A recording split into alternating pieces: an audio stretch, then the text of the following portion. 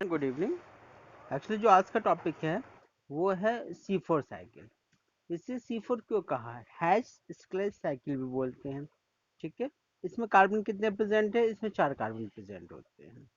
C4 pathway plant जो शुष्क शुष्क होता है, इसमें जो ड्राई यानी जो ड्राई ट्रॉपिकल एरिया में पाए जाते हैं, जो मान लीजिए जो जैसे रेगिस्तान वाले एरिया में पाए जाते हैं, तो उस क्षेत्र में पाए जाते हैं। ये जो प्लांट होते हैं ये CO2 का फिक्सेशन करते हैं। और जो पहला प्रोडक्ट है ये काफी इंपॉर्टेंट है। इनका जो फर्स्ट प्रोडक्ट होता है वो ऑक्सिलो एसिटिक एसिड होता है, यानी इसे हम OAA भी कह सकते हैं। OAA oxalo acetic acid exam में आ सकता है कि जो C4 का फर्स्ट प्रोडक्ट है वो क्या है? OAA ऑक्सिलो एसिटिक एसिड है। ठीक है स्टूडेंट। C4 प्लांट वाले लीव्स हाई टेम्परेचर को सह सकते हैं। आपने देखा होगा जैसे नागफनी का पौधा है यानी कैक्टस होते हैं, वो हाई टेम्परेचर को क्या उसकी प्रेजेंस में रहते हैं या उसे सह सकते हैं। तो ये जो प्लांट होते हैं वो उसके लिए टेम्परेचर ज़्यादा की आवश्यकता होती है। और ये हाई लाइट के प्रति यानी जो हाई लाइट सनलाइट आती है उसके प्रति भी ये अनुक्रिया करते हैं। इनमें फोटो रेस्पिरेशन नहीं होता है, इसलिए काफी इंपॉर्टेंट है फोटो रेस्पिरेशन। ये जो फोटो रेस्पिरेशन है ये होता क्या है? इसमें जो फोटो रेस्पिरेशन होता है, देखिए फोटो का मतलब क्या होता है? प्रकाश होता है यानी जो लाइट होती है। रेस्पिरेशन होता है श्वसन करना, यानी ये क्या होते हैं कि ये जो रेस्पिरेशन करते हैं वो सनलाइट में करते हैं। तो इसमें क्या होता है? फोटो रेस्पिरेशन नहीं होता है। मान लीजिए आपको होता है रेस्पिरेशन, इसका वेस्ट गैसेस क्या होता है? कार्बन डाइऑक्साइड होता है। तो इसमें फोटो रेस्पिरेशन नहीं होते। एग्जाम में आ सकता है कि फोटो रेस्पिरेशन किस में नहीं होता, C3 में या C4 में? तो करेक्ट आंसर है C4 प्लांट में।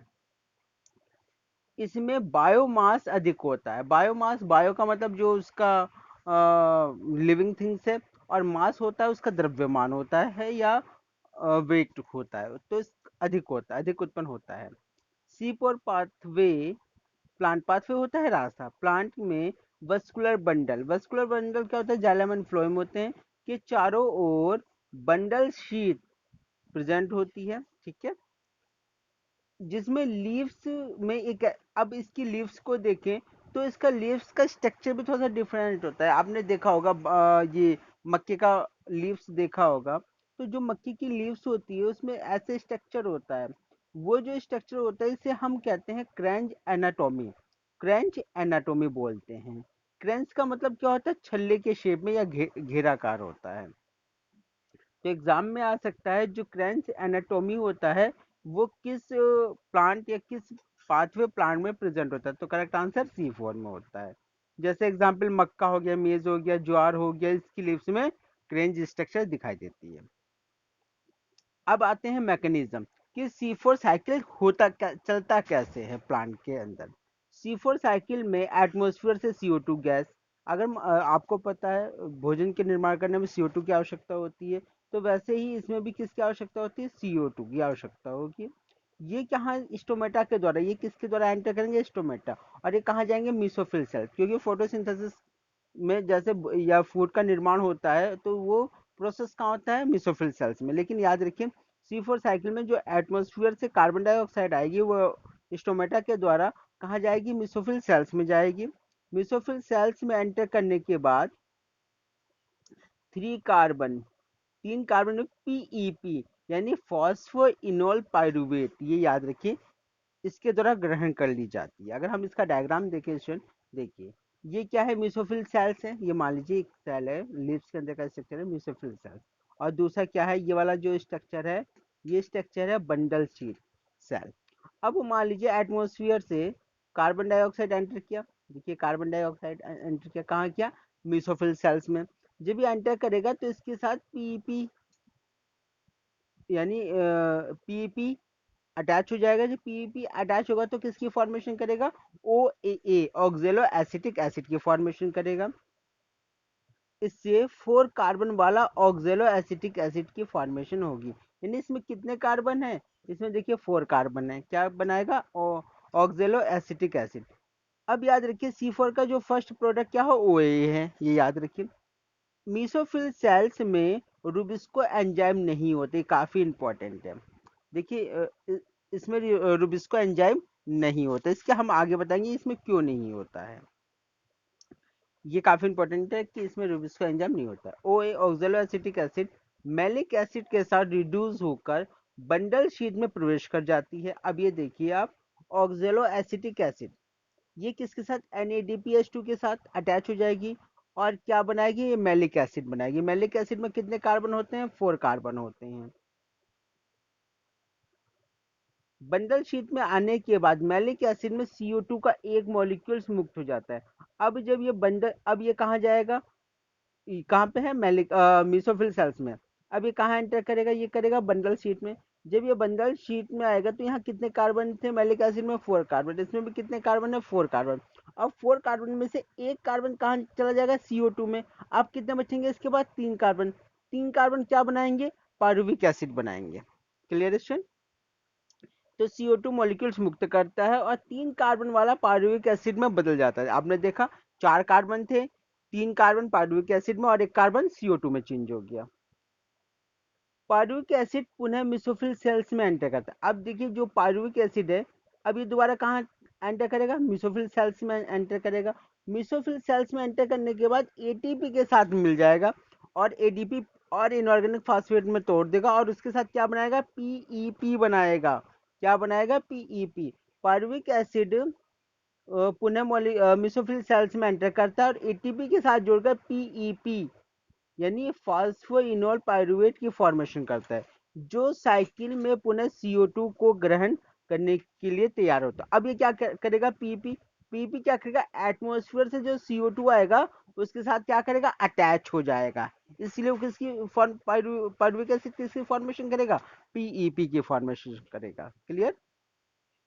बंडल शीट में सेल्स में फ्री CO2 5 कार्बन वाला RUBP को ग्रहण कर कैल्विन साइकिल शुरू करती है, जिससे ग्लूकोज की फॉर्मेशन होती है। अब देखिए सुन, अब यहाँ मैलिक एसिड से, मैलिक एसिड में कितने कार्बन है, 4। 3 कार्बन कहाँ चले गए, पारुविक एसिड में, और एक कार्बन जो बचा वो CO2।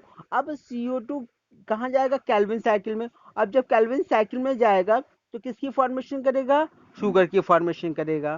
क्लियर, शुगर की फॉर्मेशन करता है।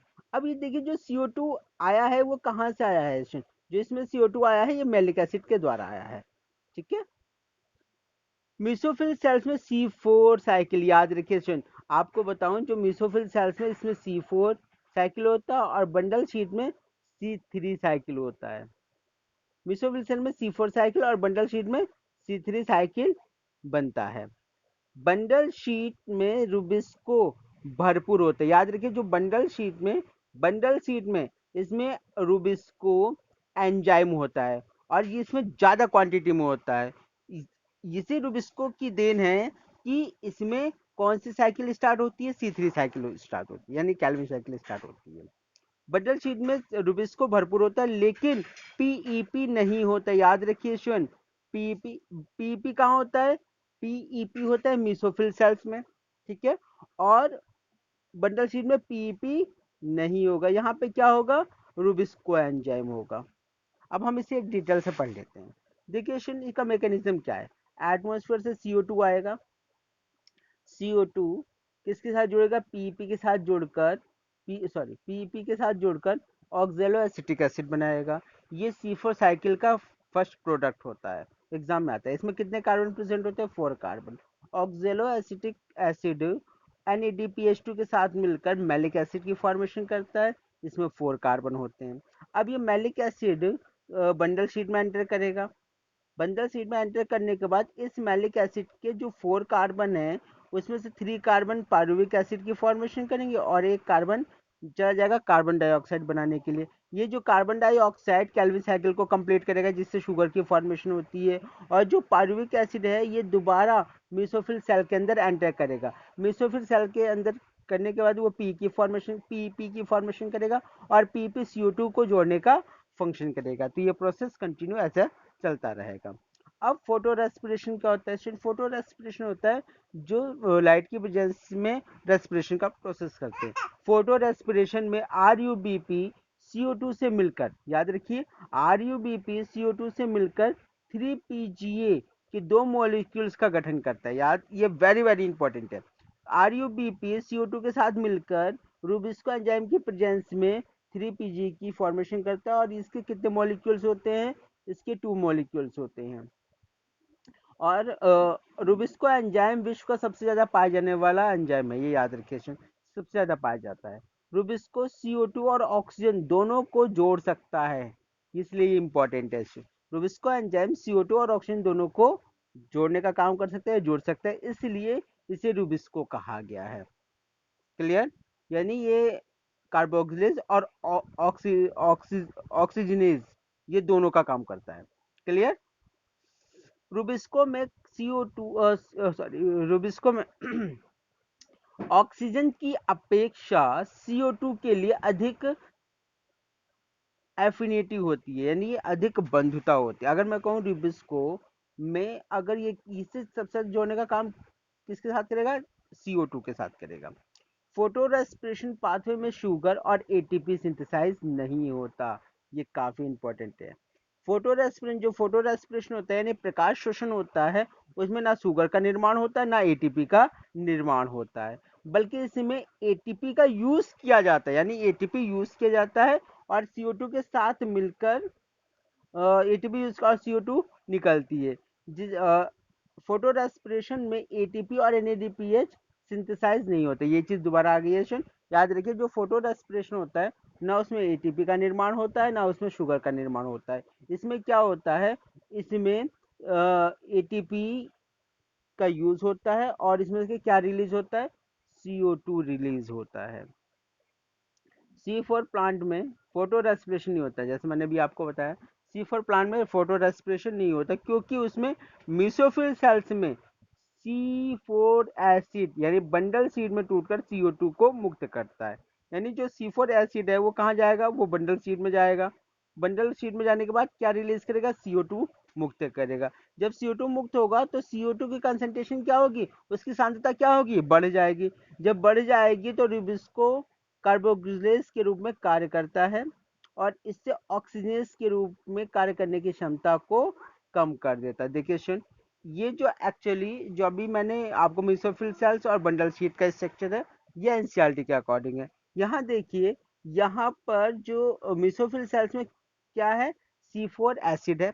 C4 की कंसंट्रेशन ज्यादा हो जाएगी, यानी यहाँ पे कार्बन की कंसंट्रेशन ज्यादा हो जाएगी। जब कार्बन की कंसंट्रेशन ज्यादा हो जाएगी तो C4 प्लांट में फोटो रेस्पिरेशन नहीं होता।